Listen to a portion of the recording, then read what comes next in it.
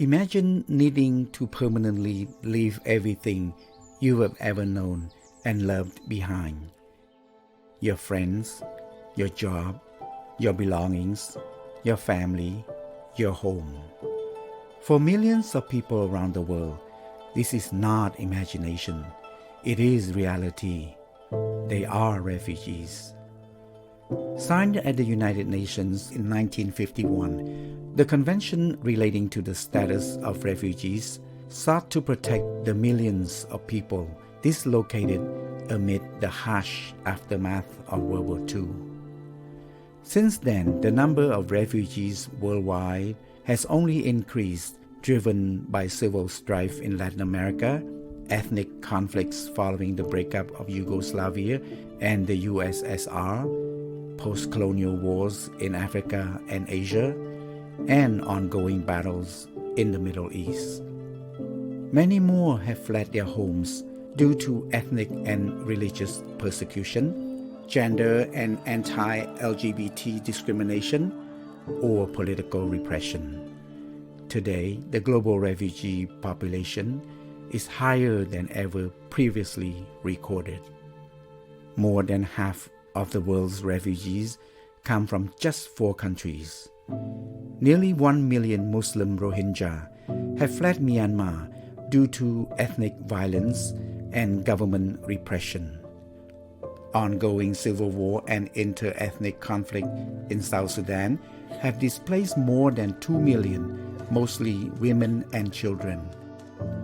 About 3.7 million refugees originate from Afghanistan, now in its 20th year of war between the Taliban and the internationally recognized government. But by far the largest single refugee population is the roughly 6.6 million Syrians displaced by their country's decade-long civil war. So, where do these refugees go? Some seek a better life in more prosperous countries like Germany and Sweden, but most are simply trying to escape an immediate threat.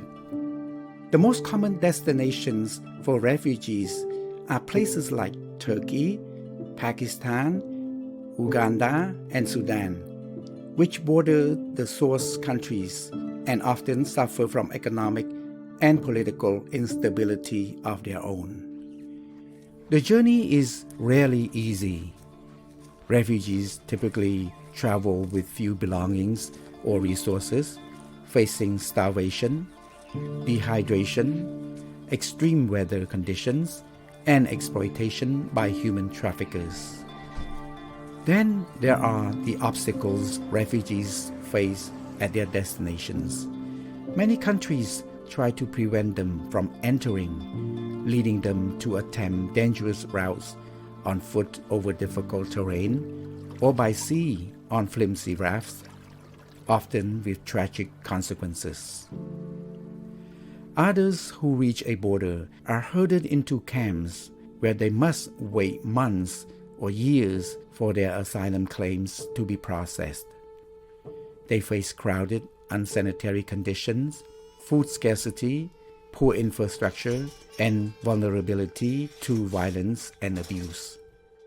These bleak realities have become so common that it's easy to forget they are in direct conflict with international law. Under the terms of the convention signed by 146 countries, members are required to grant asylum seekers entry, help them to file their claims, and provide access to public assistance, education, and other rights enjoyed by citizens. But there is no enforcement mechanism, and many countries treat refugees as illegal immigrants, deporting some back to face the very dangers they fled. The problem goes beyond the legal boundaries. Besides the 20 million recognized refugees and approximately 4.2 million asylum seekers who have applied for refugee status, there are 5.6 million displaced Palestinians who have no destination country to take them in.